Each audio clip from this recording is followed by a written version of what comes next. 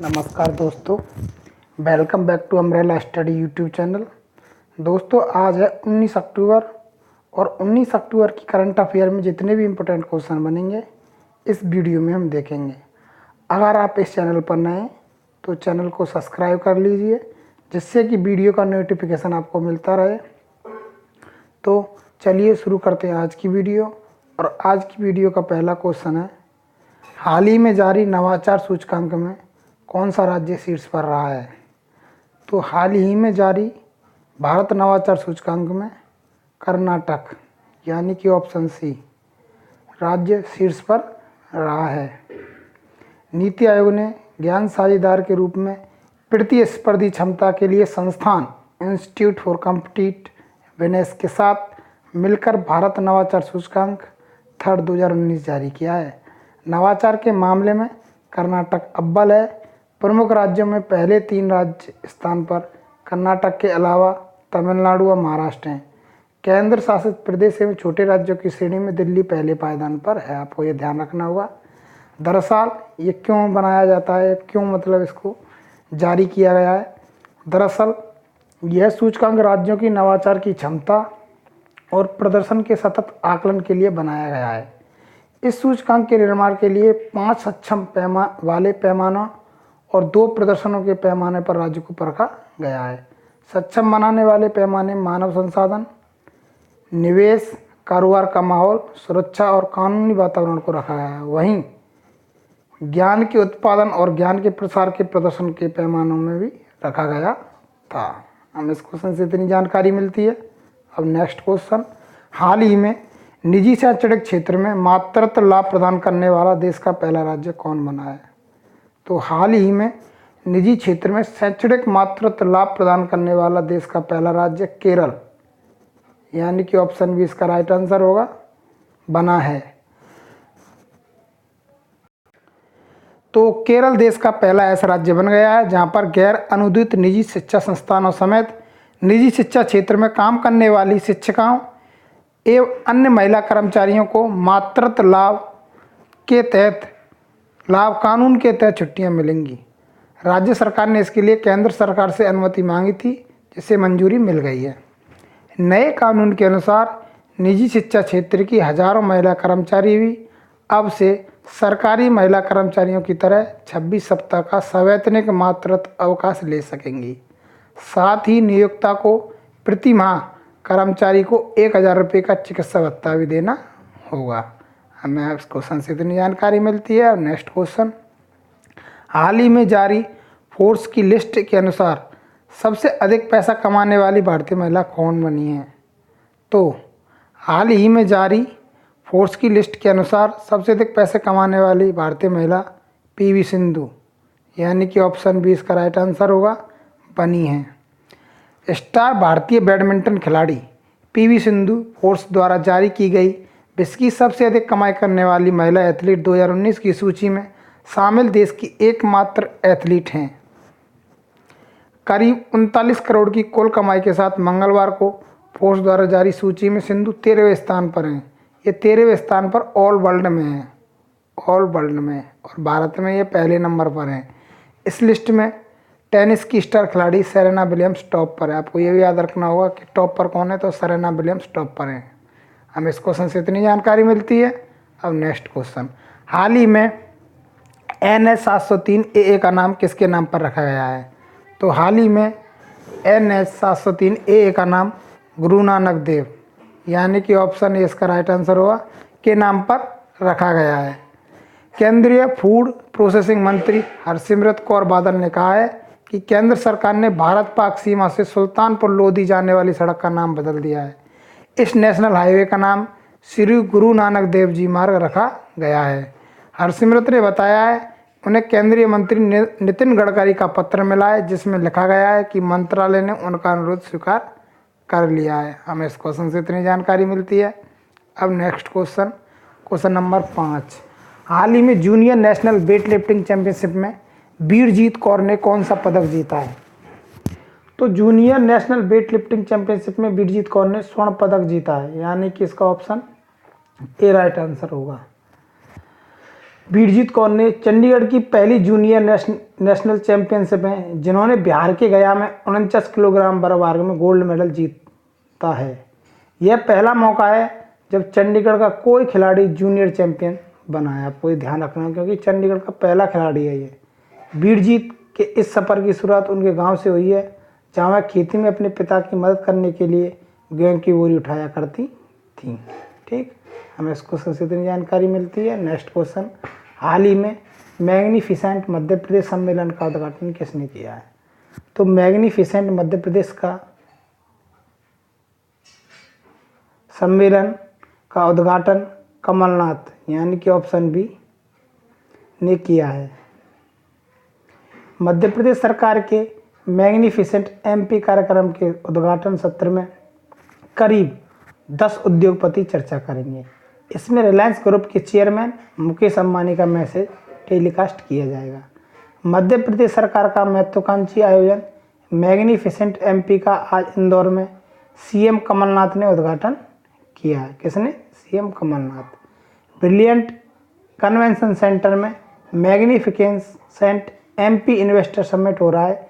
इस मौके पर विधानसभा अध्यक्ष एनपी प्रजापति, आदि गोदरेज, दिलीप सांघवी, संजीव पुरी, विक्रम किर्लोस्कर और एम श्रीनिवासन सहित प्रदेश के तमाम मंत्री और अफसर मौजूद हैं। हमें इस क्वेश्चन से इतनी जानकारी मिलती है। अब नेक्स्ट क्वेश्चन, हाल ही में किस देश के ऑर्केस्ट्रा ने ग्रामोफोन अवार्ड जीता है?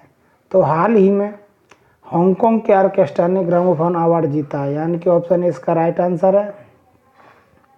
आधिकारिक तौर पर अब इसमें हांगकांग की बात हुई है तो हम आपको हांगकांग के बारे में कुछ बता देते हैं। हांगकांग विशेष प्रशासनिक क्षेत्र जनवादी गणराज्य चीन का एक क्षेत्र है। इसके उत्तर में ग्वांगडोंग और पूर्व पश्चिम और दक्षिण में दक्षिण चीन सागर मौजूद है। हांगकांग एक वैश्विक महानगर और अंतर्राष्ट्रीय वित्तीय केंद्र होने के साथ साथ उच्च विकसित पूंजीवादी अर्थव्यवस्था है। एक देश दो नीति के अंतर्गत और बुनियादी कानून के अनुसार इसे सभी क्षेत्रों में उच्च स्तर को स्वायत्तता प्राप्त है। केवल विदेशी मामलों और रक्षा को छोड़कर जो जनवादी गणराज्य चीन सरकार की जिम्मेदारी है। हांगकांग की अपनी मुद्रा, कानून प्रणाली, राजनीतिक व्यवस्था, अप्रवास पर नियंत्रण, सड़क के नियम और मुख्य भूमि चीन से अलग यहाँ की रोजमर्रा के जीवन से जुड़े विभिन्न पहलू हैं। हमें इस क्वेश्चन से इतनी जानकारी मिलती है। अब नेक्स्ट क्वेश्चन, हाल ही में वर्ल्ड स्टील एसोसिएशन के कोषाध्यक्ष कौन बने हैं? तो हाल ही में वर्ल्ड स्टील एसोसिएशन के कोषाध्यक्ष सज्जन मित्तल यानी कि ऑप्शन बी इसका राइट आंसर होगा, बने हैं। जेएसडब्ल्यू स्टील के चेयरमैन और प्रबंध निदेशक सज्जन जिद्दल को वैश्विक निकाय वर्ल्ड स्टील एसोसिएशन का कोषाध्यक्ष बनाया गया है। वहीं टाटा स्टील के प्रबंध निदेशक डीपी नरेंद्रन तथा आर्सिलर मित्तल के प्रमुख एल.एन. मित्तल को सदस्य चुना गया है। ये चित्र में प्रबंध निदेशक सज्जन जिंदल हैं जिनको कि हाल फिलहाल में कोषाध्यक्ष बनाया गया है। हमें इस क्वेश्चन से इतनी जानकारी मिलती है। नेक्स्ट क्वेश्चन, हाल ही में जम्मू कश्मीर बाजार का उद्घाटन किसने किया है? तो हाल ही में जम्मू कश्मीर बाजार का उद्घाटन वहाँ के राज्यपाल सत्यपाल मलिक ने किया है। तो अब आपको जम्मू कश्मीर के बारे में कुछ बता देते हैं। जम्मू कश्मीर 370 धारा इसमें ख़त्म कर दी गई है और इसमें से 2 राज्य बना दिए गए हैं, जम्मू कश्मीर और लद्दाख। तो ये जो भी चीज़ दी गई है इसमें थोड़ा सा फैक्ट है उसको पढ़ लेते हैं। जम्मू और कश्मीर भारत के सबसे उत्तर में स्थित राज्य है। पाकिस्तान उसकी उत्तरी इलाके के हिस्सों पर कब्जा है जबकि चीन ने अक्साई चीन पर कब्जा किया हुआ है। भारत इन कब्जों को अवैध मानता है जबकि पाकिस्तान भारतीय जम्मू और कश्मीर को एक विवाद क्षेत्र मानता है। राज्य की आधिकारिक भाषा उर्दू है। जम्मू नगर जम्मू प्रांत का सबसे बड़ा नगर है तथा जम्मू कश्मीर राज्य की जाड़े की राजधानी है। वहीं कश्मीर में स्थित श्रीनगर गर्मी के मौसम में राज्य की राजधानी रहती है, लेकिन अब नहीं रहेगा क्योंकि अब ये अलग राज्य बना दिया गया है और इसमें ये भी चेंजेस हो गए हैं। ठीक है, इनको आप ध्यान ना रखें। क्वेश्चन नंबर 10, हाल ही में भारत और किस देश के बीच संयुक्त सैन्य अभ्यास एक्स ईस्टर्न ब्रिज 5 शुरू हुआ है? तो हाल ही में भारत और ओमान के बीच संयुक्त सैन्य अभ्यास एक्स ईस्टर्न ब्रिज शुरू हुआ है यानी कि इसका ऑप्शन बी राइट आंसर होगा। तो भारत ओमान संयुक्त अभ्यास भारतीय वायुसेना IAF और ओमान RAFO की रॉयल एयरफोर्स ने एक्स ईस्टर ब्रिज V5 नामक एक द्विपक्षीय संयुक्त सैन्य अभ्यास में भाग लेना शुरू कर दिया है।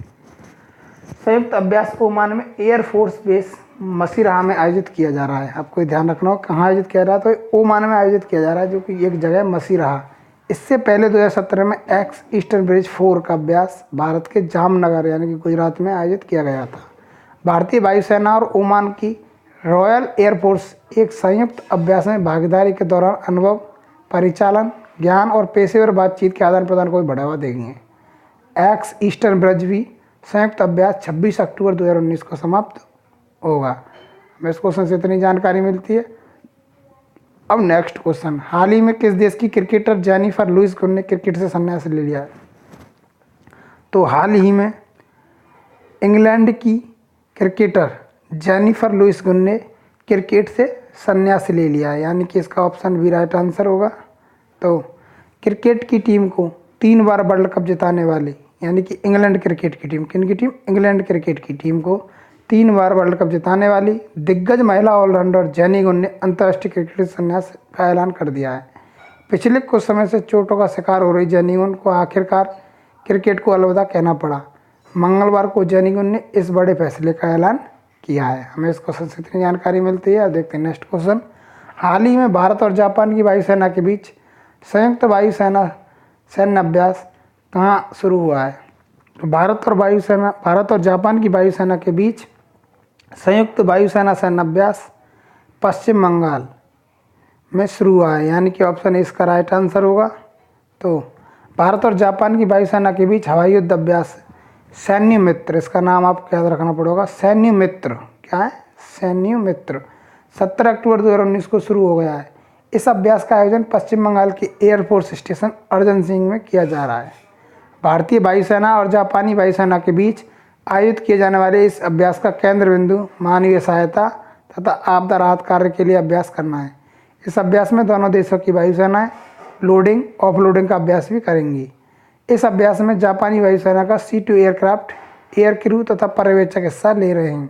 भारतीय वायुसेना इस अभ्यास में C-17 M-32 aircraft, air crew तथा पर्यवेक्षकों के साथ हिस्सा ले रही है। हमें इस क्वेश्चन से इतनी जानकारी मिलती है। अब देखते हैं कल का सवाल। कल का सवाल था, हाल ही में जारी ग्लोबल हंगर इंडेक्स 2019 में भारत कौन से स्थान पर रहा है? तो हाल ही में जारी ग्लोबल हंगर इंडेक्स में भारत 102वें स्थान पर रहा है, यानी कि भारत की स्थिति बहुत ख़राब है। ये 117 देशों की सूची में भारत 102वें स्थान पर रहा है। इसमें पाकिस्तान और श्रीलंका भी हमसे अच्छी कंडीशन में है। इस समय हम भूख की स्थिति से गुजर रहे हैं। इस इंडेक्स को देखते हुए भुखमरी हमारे देश में बढ़ती जा रही है। ठीक है, हमें इस क्वेश्चन से इतनी जानकारी मिलती है। अब देखते हैं आज का सवाल। आज का सवाल है, हाल ही में भारत की सबसे लंबी सुरंग चेनानी नासरी का नाम किसके नाम पर रखा जाएगा? तो आपके सामने 4 ऑप्शन दिए गए हैं। अगर आपको राइट आंसर आता है तो कमेंट बॉक्स में जाइए और कमेंट करिए, और अगर आपको वीडियो पसंद आए तो लाइक करना, और लाइक करने के बाद किसी भी एजुकेशनल ग्रुप को जैसे कि फेसबुक, व्हाट्सएप और टेलीग्राम पर वीडियो को शेयर ज़रूर करना। ठीक, अगर अभी तक आपने इस चैनल को सब्सक्राइब नहीं किया है तो चैनल को सब्सक्राइब ज़रूर कर लेना, जिससे कि वीडियो का नोटिफिकेशन आपको मिलता रहे। Thank you for watching.